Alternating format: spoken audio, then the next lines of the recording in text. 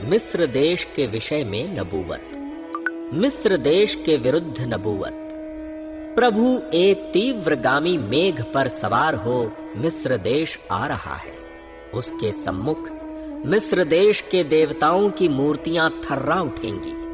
मिस्र के निवासियों का हृदय डूब जाएगा। प्रभु यों कहता है, मैं मिस्र निवासियों को एक दूसरे के विरुद्ध उकसाऊंगा। वे आपस में लड़ेंगे, भाई भाई के विरुद्ध, पड़ोसी पड़ोसी के विरुद्ध। एक नगर दूसरे नगर से, एक राज्य दूसरे राज्य से युद्ध करेगा। मिस्र निवासियों का उत्साह ठंडा पड़ जाएगा। मैं उनकी योजनाओं को निरर्थक कर दूंगा। तब वे मार्गदर्शन के लिए अपनी देव मूर्तियों, झाड़ फूंक करने वालों, प्रेत साधकों और टनहों के पास जाएंगे। मैं मिस्र निवासियों को एक कठोर स्वामी के हाथ में सौंप दूंगा। एक खूंखार राजा उन पर शासन करेगा। स्वर्गिक सेनाओं के प्रभु स्वामी ने यही कहा है। नील नदी का पानी सूख जाएगा, महानदी का तल शुष्क और रिक्त हो जाएगा। उसकी नहरों से दुर्गंध आने लगेगी। नील नदी की सहायक नदियां भी सूख जाएंगी, वे शुष्क हो जाएंगी। नरकट और कांस झुलस जाएंगे। नील नदी के मुहाने पर, नील नदी के तट पर शुष्क स्थल बनेंगे। जो कुछ उसके कछार में बोया जाएगा वह सब सूख जाएगा, वह उड़ जाएगा, कुछ भी शेष नहीं रहेगा। मछुए शोक मनाएंगे। नील नदी में मछली पकड़ने वाले विलाप करेंगे। नील नदी के जल में जाल फेंकने वाले उदास होंगे।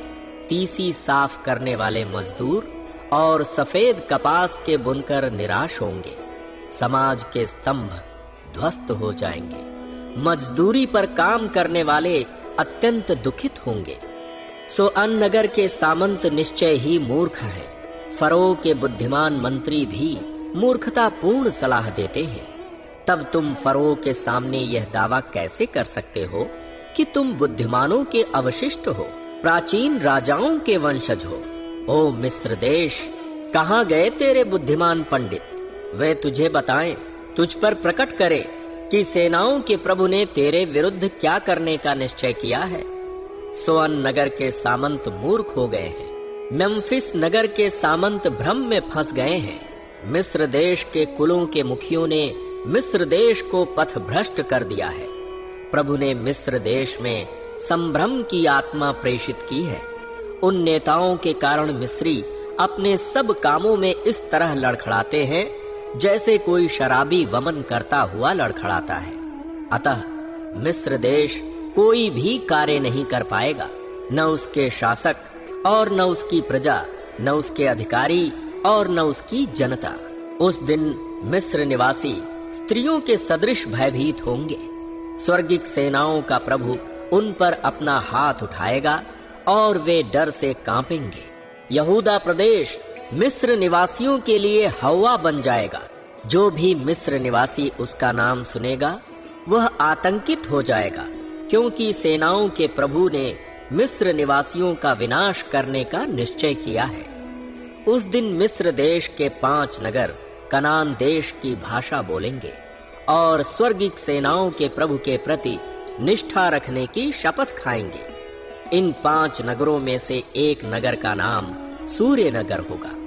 उस दिन मिस्र देश में प्रभु के नाम की एक वेदी होगी और मिस्र देश की सीमा पर प्रभु के नाम का एक स्तंभ होगा।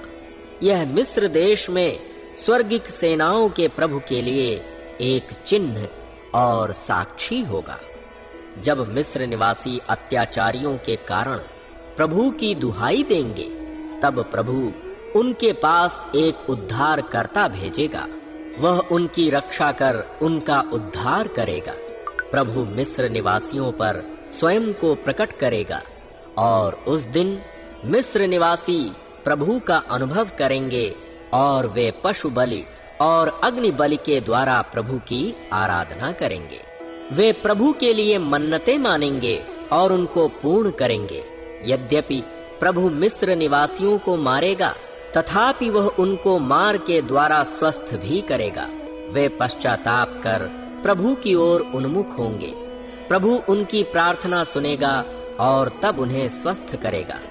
उस दिन मिस्र देश से असीरिया देश तक एक राजमार्ग निर्मित होगा। असीरिया देश के नागरिक उस मार्ग से मिस्र देश में आएंगे और मिस्र देश के नागरिक असीरिया देश को जाएंगे।